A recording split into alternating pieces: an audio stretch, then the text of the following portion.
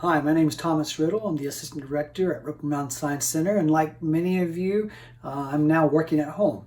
And we thought at Roper Mountain that we would share some resources for activities that you can do with your kids at home. And one I'd like to feature today is called NASA at Home. You'll find the link to that website in the description below. This resource, of course, put together by NASA, has an amazing collection of lesson plans and activities, both indoor and outdoor, aimed at kids from grades K through 12. There's really something for everyone. And a lot of these activities you can do together as a family. As a matter of fact, I'd like to share one of those with you today. This is a free ebook that you can download, one of several. This one's called the Astro-Not-Yets Explore Sound. Each one of these ebooks has to do with a different scientific concept. And so kids, if you'd like to join along, I'd like to read this with you. So let's get started. On a Friday morning in Cocoa Beach, Florida, Mr. Armstrong's class was getting ready for their daily story time. They sat on the carpet, waiting to hear more about the thrilling new book their classmate brought to share. As Mr. Armstrong began introducing the exciting book, a rumbling and roaring noise grew louder and louder outside. It felt like the whole classroom was shaking. Orion pointed to the window and shouted, "Look, Mr. Armstrong, the window is rattling. What's going on?"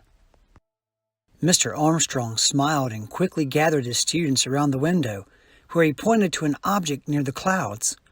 The object had left a trail of fire and smoke as it raced toward the sky.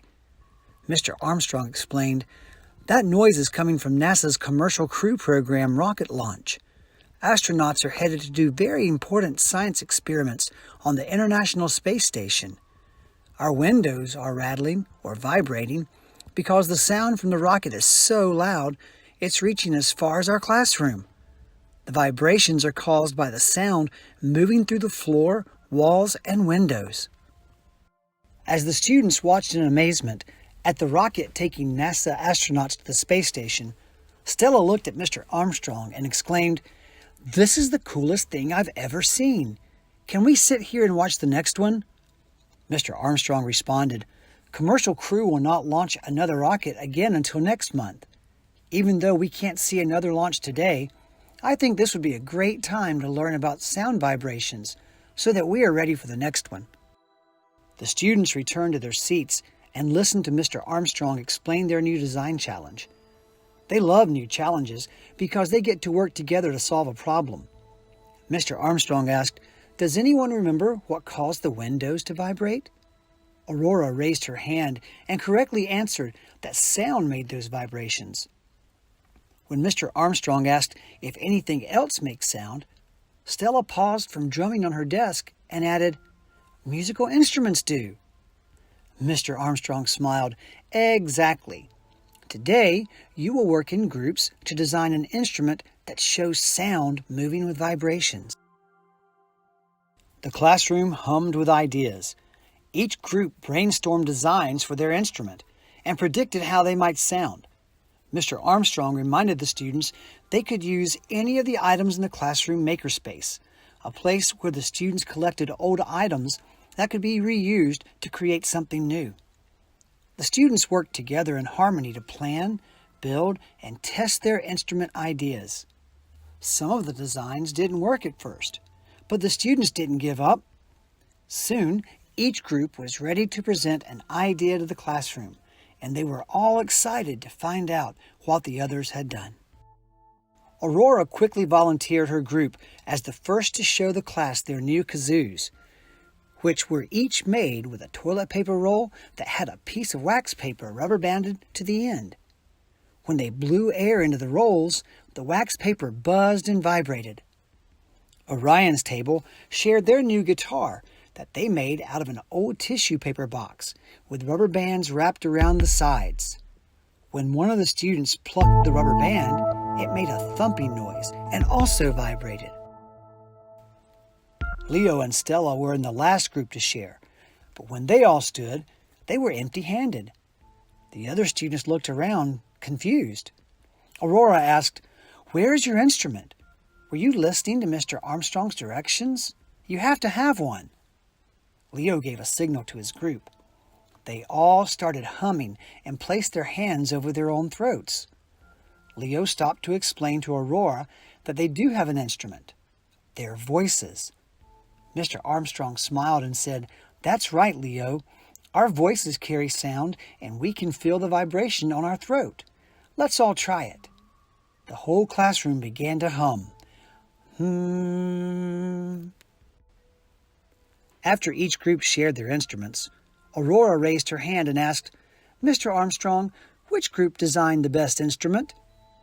All of the group members looked at each other, then at Mr. Armstrong, hoping that he would choose their design. Instead, Mr. Armstrong said, "That's the funny thing about design challenges. You all designed the best version of your idea. For these challenges, there isn't just one right answer. You can solve problems in many different ways and still reach a common goal." Orion spoke up. "I never thought of that, Mr. Armstrong, but you're right. We all found a different way to show sound through vibrations. That means we all solved the problem in our own way. I'd say that was a success." A month later, Mr. Armstrong's class anxiously awaited the next commercial crew spacecraft launch.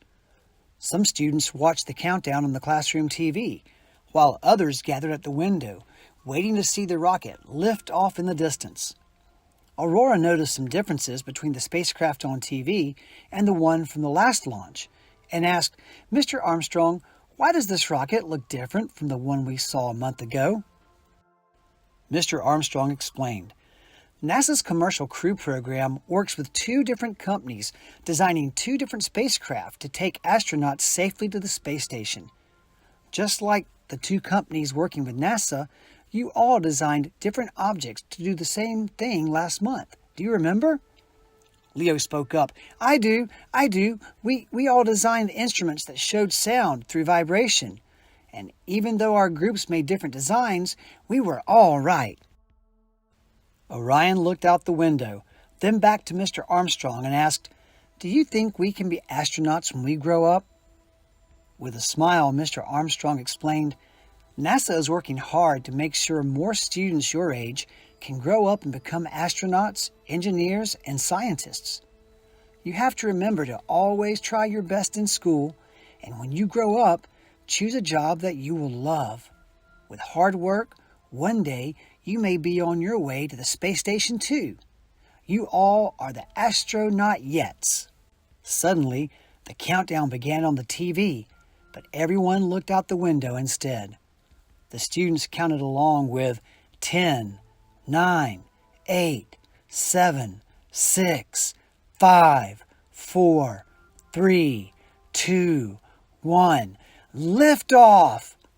Seconds later, the rumbling noise made the windows vibrate once again as the commercial crew rocket raced towards the stars. I hope you enjoyed that story. And if you want to learn more about sound, there's a really cool educator's guide that's on the NASA at Home website. Again, the link is in the description below. And parents, you can download that educator's guide. It takes you through step-by-step instructions on how to do some other really cool experiments with sound beyond the ones they talked about in the story. So until next time, I hope you guys have a lot of fun learning together. Take care.